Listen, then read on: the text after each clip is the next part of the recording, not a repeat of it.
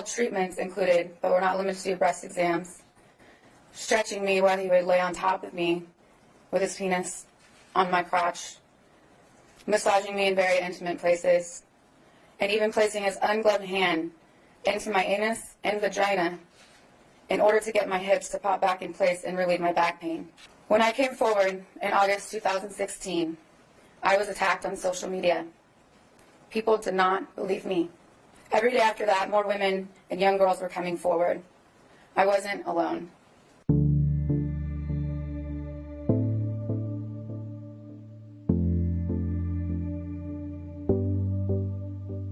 Dr. Nassar was not a doctor. He, in fact, was and forever shall be a child molester, a monster of a human being. End of story. The scariest night of my life happened when I was 15 years old. I had flown all day and night with the team to get to Tokyo. He'd given me a sleeping pill for the flight, and the next thing I know, I was all alone with him in his hotel room, getting a, quote, treatment. I thought I was going to die that night. Our silence has given the wrong people power for too long, and it is time to take our power back. Thank you. Signed, Michaela Maroney.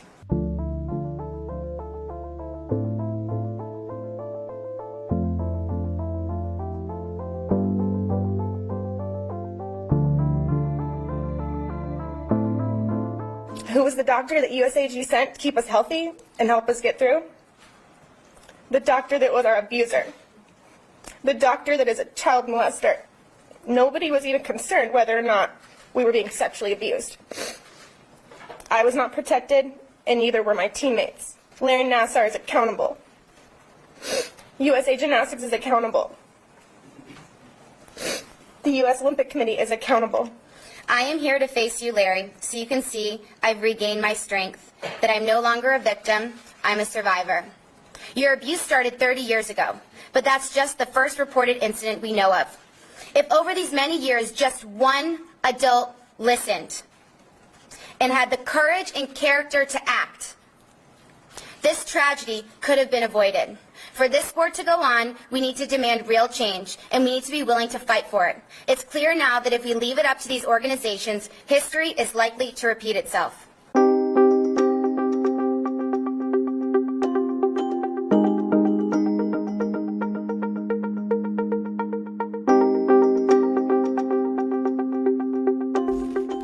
This sentence will send a message about how seriously abuse will be taken.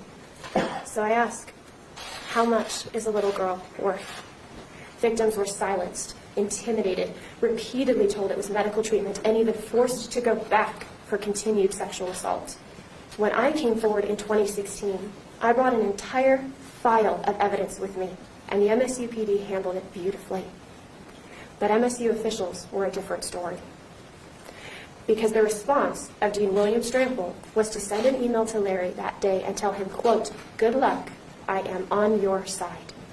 What we had to go through for our voices to be heard because of the responses of the adults in authority has greatly compounded the damage we suffer, and it matters. Not long after I stopped seeing Larry, I transitioned from athlete to coach. And every day that I nurtured those baby gymnasts, I wondered if any of them would find their way into his exam room. When one of my little girls was finally referred to him, I took a chance and I spoke up. And I was kindly cautioned for my own sake to remain silent. Her family moved away almost immediately thereafter, and I wept for that little girl, and I prayed to God that she was under the age range that Larry preferred. She was 7. But when I filed my police report, Kyle Stevens came forward, and she was 6, a year younger than my little girl. And I cried in my kitchen, and I don't know yet if that little girl walked out the same that she walked in. Larry, I remembered the day you brought Caroline into your office so that I could hold her. You knew how much I loved children, and you used your own daughter to manipulate me. And every time I held my babies, I prayed to God you would leave your abuse in the exam room and not take it home to the little girl born with black hair just like her daddy. I have been there for young gymnasts and helped them transform from awkward little girls to graceful, beautiful, confident athletes and taken joy in their success because I wanted what was best for them. And this is a joy you have cut yourself off from forever, because your desire to help was nothing more than a facade for your desire to harm. You have fashioned for yourself a prison that is far, far worse than any I could ever put you in. And I pity you for that. I plead with you to impose the maximum sentence under the plea agreement, because everything is what these survivors are worth. Thank you.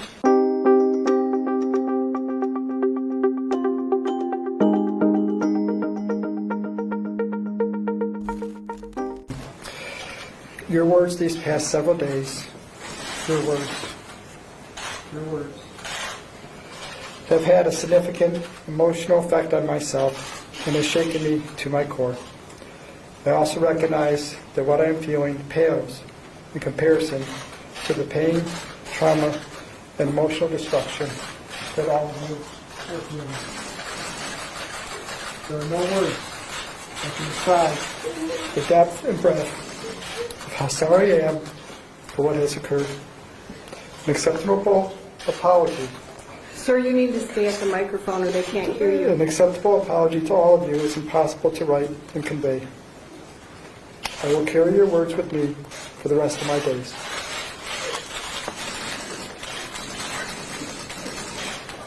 I do want to read some more of your letter. And the reason I want to do that is because I've considered it in sentencing as an extension of your apology and whether I believe it or not. I was a good doctor because my treatments worked, and those patients that are now speaking out were the same ones that praised and came back over and over and referred family and friends to see me. The media convinced them that everything I did was wrong and bad. They feel I broke their trust. Hell hath no fury like a woman scorned. It is just a complete nightmare. The stories that are being fabricated to sensationalize this.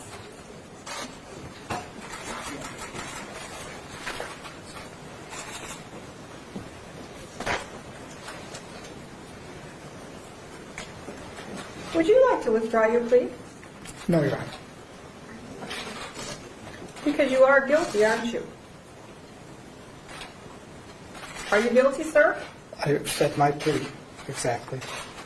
This letter, which comes 2 months after your plea, tells me that you have not yet owned what you did, that you still think that somehow you are right, that you are a doctor, that you're entitled, that you don't have to listen, and that you did treatment.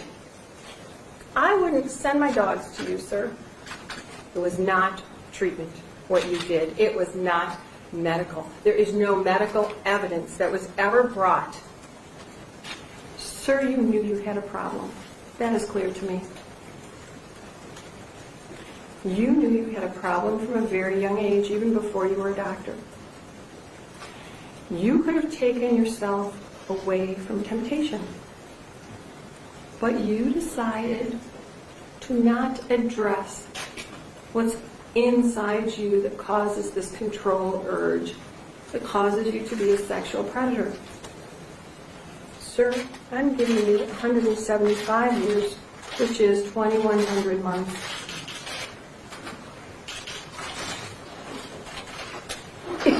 I just signed your death warrant. I find that you don't get it, that you're a danger. You remain in danger. I am a judge who believes in life and rehabilitation when rehabilitation is possible. I have many defendants come back here and show me the great things they've done in their lives after probation, after parole. I don't find that's possible with you.